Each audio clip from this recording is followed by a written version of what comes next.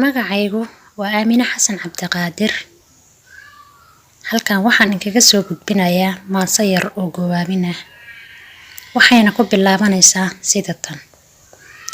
Naruuriya doon midkaan dhalandhoolaye, taariibka ku dhiiraday biyaha dhumucdiya mugale, badweynta dhex qaadayow, ruuxdaada dhaqaajiso dhibaad sii kororsatee, haddaad dayal moodi lahayd, ogow dhaqashiyo wanaag kalsoonaan iyo dhagsami, dhulkaadaa lagu helaa.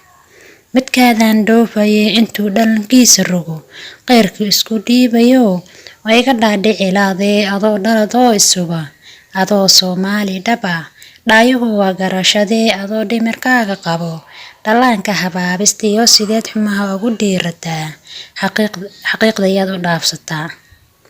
Dhulkaadaan hooyo ciidaadan dheemanka ah, waa dhuuxii aabbiyo midkaad dhaxalka u lahayd, adoo dhidirka uga tagay, sideed mid kale walaal ugu dhaadataa.